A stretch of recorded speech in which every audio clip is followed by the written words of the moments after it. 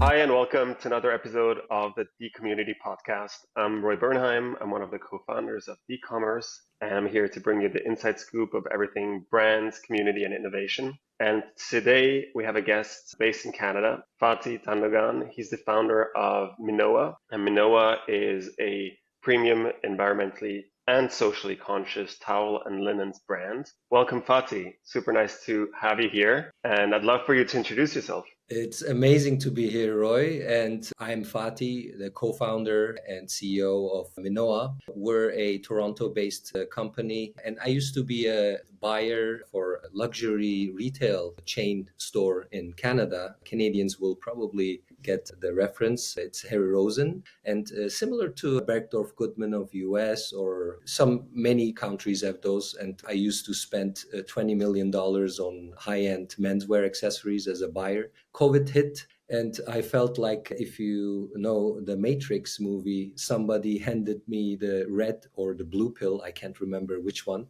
but I jumped off the corporate window as I lost my job with COVID, and my hands were bound to start this journey. And good thing this happened, as I love this entrepreneurial journey. After many years of buying, I said, what should we do? Probably towels will be a good green, evergreen business where everybody on this planet touches a towel a couple times a day, if they can afford the towel, of course. That being said, and there was a lack of quality towels in North America. I hang my hat on luxury. Nobody is rich to buy inexpensive clothing. Therefore, quality in itself, durability in itself is sustainability as a whole, big picture. So I started this journey called Minoa. Minoa means believe in Madagascar language. We believe we can disrupt the textile industry. And I'm just in love with textile. My hands are glued to clothing and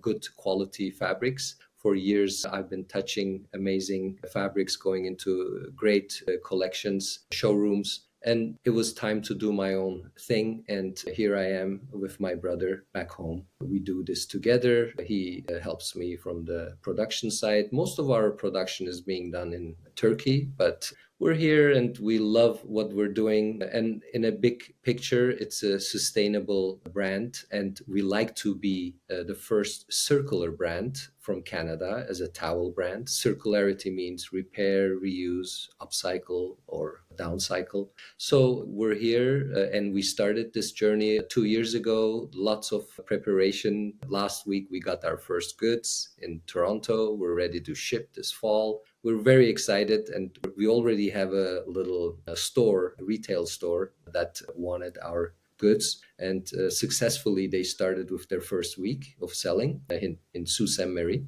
and we're happy and very much in the beginning of our journey, but very excited. That sounds fantastic. And tell me about the setting you were in before you were in this very well-known large retailer, and what the reaction was within that community where they found out that you were starting your own journey, your own brand. Well, I never burned down the bridges, so to speak, and they're very curious on, hey, Fatih, what are you doing? We love to hear about the branding that you're putting together. Obviously, for years, I enjoyed buying accessories. And 15 years ago, when we started pushing, we said, what are we going to do with this sock and underwear business? Black underwear are tidy-whities, white and black. Socks are gray and black and white, and we injected color. And I'm very proud of what we have put together in the North American market to change men's wardrobes, actually,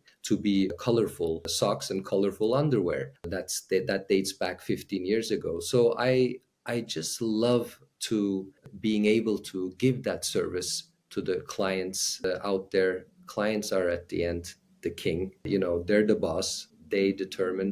But overall, I'm very happy to go back to them and say, this is where I am. But first, we need to build our community. I didn't want to go to their door without any market fit. And slowly, we're selling them. And our first week at this retail store was very successful. I'm very excited about the initial stride there. And so you mentioned the customer is king. Did you, I know, I mean, you didn't have a product before, but did you involve somehow user testing or feedback, or did you have conversations for developing your product? Can you talk It's a bit more so about that process? It's so important, Roy. We used to spend a lot of time at store level. It's one thing to go to those showrooms and pick the best and get excited about the product, but at the end, the client says they vote with their wallet in a way. And we used to, especially Boxing Day, Black Friday times, those times we used to be only hands deck on the floor, where you get a lot of client feedback, a lot of clients you see at the store level, you see their comments, how they react. Is it the price? Is it the quality? So important, the product market fit, and the clients, they vote with their wallet. Again, it's very important in the sustainability field where we all vote with our wallets, and I hope that we can shift that voting into more sustainable, healthy products. We don't touch fossil fuels, for example, even down to our labels, they're cotton. So if you would leave it at the nature, it would biodegrade in a couple. I have to yet find that out and then, post that on our website. But that's our point of view, and hopefully we can change a lot of clients' thinking, and also, in fact, businesses thinking as well. We like to be and obviously we are looking at amazing competitors right now in the North American market, and it is working. People love to, vote with their wallet to be more sustainable, to look after people, or whatever the company's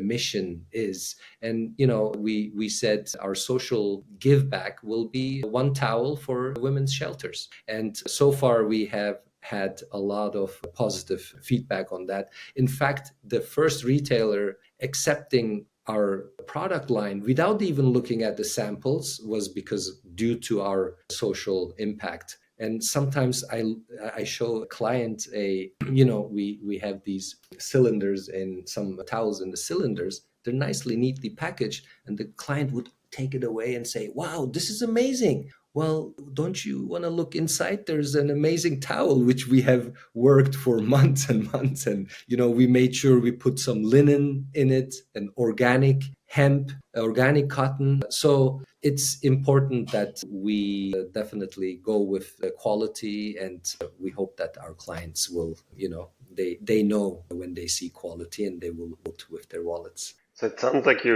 really went through a long process of identifying what works best, what resonates. So not only the product itself, but also the packaging. And you said the discussions were happening on floor level. Do you see a way that this can be also brought online? Is this happening at all, or why is it not Definitely. happening? We are all at Shopify platform, on the Shopify platform, and we are serving direct to consumer clients as well. And it definitely should happen, but nowadays, the personal experience versus online experience, there's lots of challenges still. However, technology is on our side. One picture tells 1,000 words, and one video tells 1,000,000 words. I thought this was my quote. I came up to it about it, but apparently it's a very known marketing quote where we will make sure we have those videos, those beautiful pictures to portray how the product arrives. And with my previous experience at retail, we put those no-show socks about 16 years ago into little cube with my Italian vendor. I said, why don't you put these into those little cubes and have a little window, colorful no-show socks. Nobody knew no-show socks, never mind colorful. Man wearing colorful socks. Wow, that was a little weird, Only people who had additional fashion, notions would understand that. However, once we put those little cubes on the merchandising floor, because nobody has time to fold socks at merchandise level. those boxes keep the socks, as well as we put some of our towels, especially the thinner Turkish towels who dry quickly, into a cylinder, and it's ready for merchandise level. Again, similar to socks, nobody has time to fold towels, and it's ready. You put a little bow on top and it's ready to sell. So I guess those little details along the way, with my experience, made me implement some of my best known practices, I guess. And we don't need to invent the wheel, obviously. And we're very happy with our initial start. But store level, clients' feedback, even if you're there with the client, you can feel the shine in their eyes.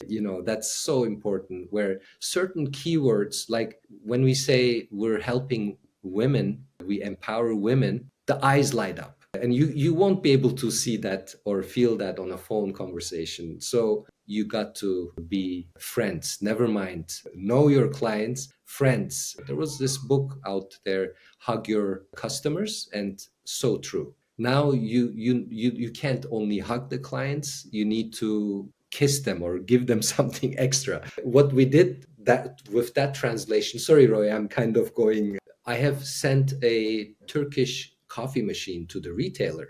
I said, hey, while you're selling luxurious Turkish organic cotton, you got to schmooze your clients with Turkish coffee. And I sent them a Turkish coffee machine. They right away grasped it. They're folks that know retail. And that whole experience, you see, gives the retail success almost. Look at Indigo. Initially people thought, what's going on? Like everybody, or those bookstores, sorry, I'm talking Canadian retail here, but they have those couches and you want to make your client feel like a friend. And then business somehow goes easier. Yeah, it does. And how do you plan to replicate that also for the online world? I love the example you brought with the coffee. Is there a way to bring that feel and that atmosphere online? Is there an idea for that? Quality videos, communication through social channels. And I'm also planning on, like, the answer is no, you cannot.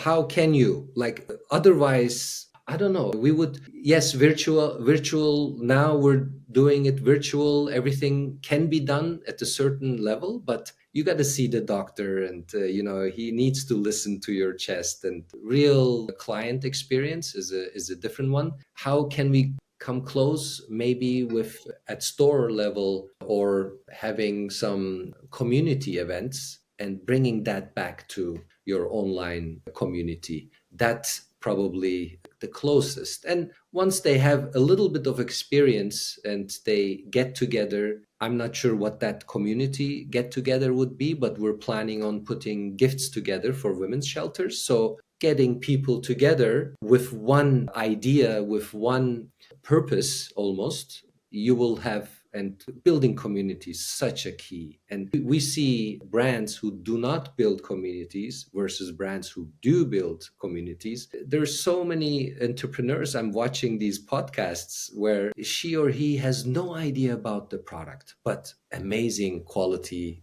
community. There's this trust, just like a friendship, a marriage. You got to have the trust. And I guess building that trust online, is it possible? I couldn't answer, Roy. And I'd love to know more about how you think about the events. I know it's not fully planned yet, but I'd love to know a bit more how you envision events to happen, what kind of atmosphere you'd like to set up.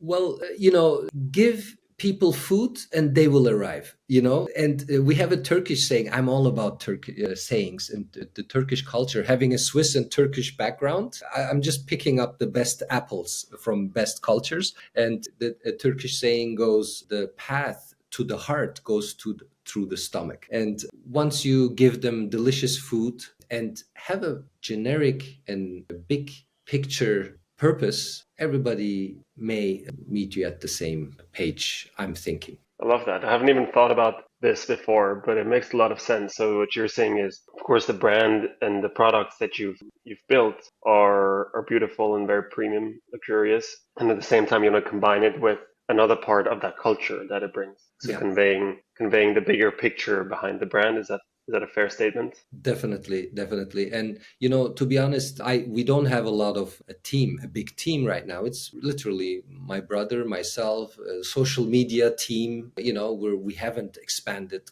quite big, but I'm connected to all the universities here in Canada as well as a couple in US, and I got a lot of influx of students helping me with these projects. And something I noticed was that initially our target market was millennials. It should be millennials. I'm thinking I won't understand Gen Zs. So let's stick to the niche of millennials, female millennials. Who's buying towels? 70% of towel buyers are female.